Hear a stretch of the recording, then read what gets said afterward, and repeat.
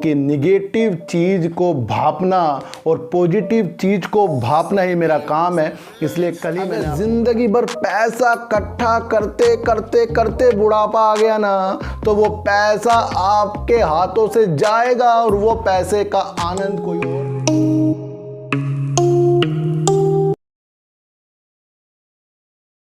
नमस्कार, मैं स्वागत करता हूं आपका अपने ही चैनल में जिसका नाम है सार्थक बाजार से। आज बात करेंगे सर रिलायंस इंफ्रा की और बात करेंगे सर थोड़ी सी जीटीएल और वोडाफोन आइडिया की। इन सब की बात करने से पहले सबसे पहले मैं आपको एक चीज़ बता दूं कि ज़िंदगी में हमें कुछ खर्च भी करना चाहिए। हमेशा हमें गुल्लक बनकर नहीं रहना चाहिए कि बस पैसे डालते रहो, इकट्ठे करते रहो और अपनी मजबूरियों के साथ जीते रहो। जिंदगी एक है, अगर जिंदगी भर पैसा इकट्ठा करते करते करते बुढ़ापा आ गया ना, तो वो पैसा आपके हाथों से जाएगा और वो पैसे का आनंद कोई और लेगा। आपके रिश्तेदार लेंगे, आपके बच्चे लेंगे, उनको लेना भी चाहिए, लेकिन हमें हमेशा से अपने लिए भी कुछ खर्चा करना चाहिए।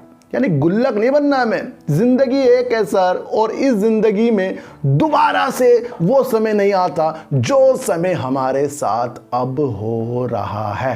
ध्यान रखना इस बात की। पुराने लोग जो रईसज़ादे थे वो भी गए हैं, गरीब आदमी थे वो भी गए हैं, तो कौन जिंदा बचा है? तो इसलिए सर अपने पैसे को अच्छी जगह इन्वेस्ट भी करना है और उन पैसों से हमें थोड़ा इंजॉय भी करना है। और ज़िंदगी को गुल्लक की भांति बिल्कुल भी हमें नहीं जीनी है, और जीना इसलिए कि वो जो हम इन्वेस्ट कर रहे हैं उससे हमें कुछ खुशी मिले और उस खुशी से प्रॉफिट से ही हमें कुछ मिल सकता है। तो अपने को गुल्लक और शेयर मार्केट को गुल्लक बिल्कुल भी ना बनाए कि पैसे डाले जा रहे, कुछ मज़ा आ ही नहीं रहा है।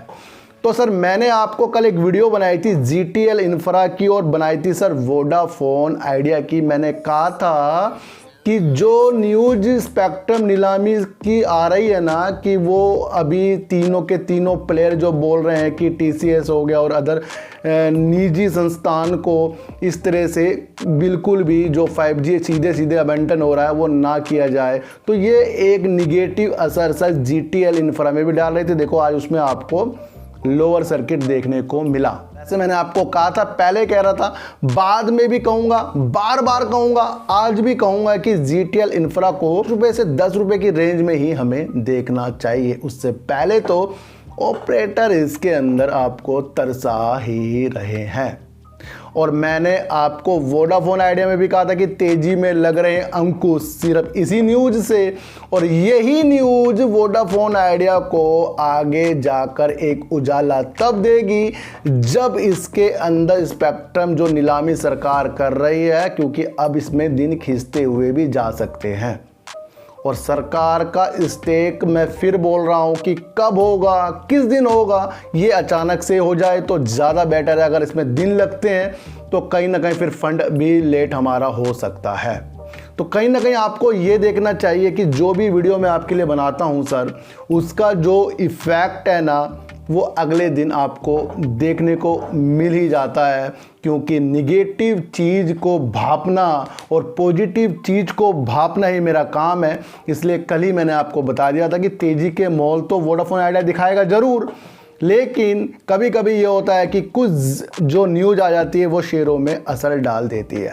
तो बात करते हैं सर रिलायंस इंफ्रा की, और रिलायंस इंफ्रा की इसलिए बात करेंगे क्योंकि काफ़ी लोगों ने मेरे से सर सवाल किए हैं कि सर रिलायंस इंफ्रा में 2700 करोड़ रुपए आने की उम्मीद एक बन रही है, जो डीएमआरसी यानी कि दिल्ली मेट्रो रेल कॉरपोरेशन की तरफ से 18 बैंकों को 2700 करोड़ रुपए बोली से आमंत्रित करने के लिए पत्र लिखा गया है। अब देखना ये है कि इन बैंकों में कौन से वो बैंक होंगे जो डीएमआरसी को 2700 करोड़ रुपए का कर्ज दें, जिसे वो रिलायंस इंफ्रा को देगा। सर देखो ये बात हुई थी, और इस बात होने से आपने सोचा होगा कि अपर सर्किट लगने को मिलेगा, नहीं 1 रुपये 20-30 पैसे की गिरावट इसने कर दी है सर।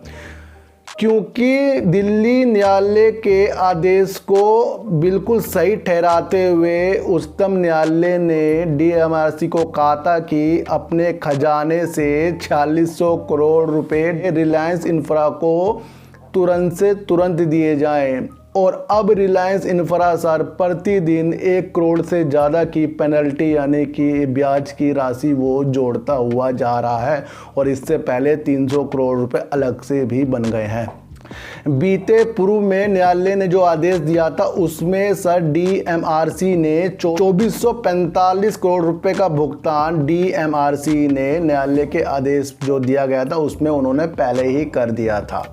अब लोग देख रहे हैं कि सर पैसा आएगा और पैसा आएगा किसके पास, रिलायंस इंफ्रा के पास, तो इसके शेयरों में आपको तेजी देखने को मिलेगी। जब आप कुछ चीज़ लोन लेने जाते हैं तो आपको वो लोन लेने में काफ़ी दिन लग जाते हैं और जब वो लोन आप अपने घर लेके आते हैं तो जिस चीज़ के लिए आपने लोन लिया है उसको देने में भी काफ़ी दिन लग जाते हैं। तो हमने कैसे समझा कि ये न्यूज़ आई और न्यूज़ इफेक्ट इसके अंदर डालेगी। देखो तो न्यूज़ तो इफेक्ट इसके अंदर ज़रूर डालेगी, ये बहुत ही पॉजिटिव न्यूज़ है, लेकिन ये जब सक्सेसफुल हो जाएगी जब इसके अंदर ये पूरा का पूरा काम हो जाएगा। तो काम होने से पहले नाम हमारा ऊपर हो जाने की बात बिल्कुल भी हमें नहीं करनी चाहिए। तो काम जब होता है ना तो नाम अपने आप ही सब कुछ अच्छा हो जाता है। तो शेयरों को अलग ढंग से देखने की उम्मीद आपको रखनी पड़ेगी और जीटीएल इंफ्रा हो और वोडाफोन आइडिया हो, स्पेक्ट्रम की पॉजिटिव न्यूज़ आने दो, फिर इसके अंदर आपको उजाले देखने को मिलेंगे ही मिलेंगे। तो सर चींटी को आटा दीजिए, गाय को रोटी दीजिए, अपने बच्चों को ज़्यादा से ज़्यादा प्यार कीजिए क्योंकि बच्चे ही आपकी मासूमियत से किस्मत पलटेंगे। तो फिर मिलेंगे आपसे नई वीडियो के साथ, जब तक के लिए नमस्कार।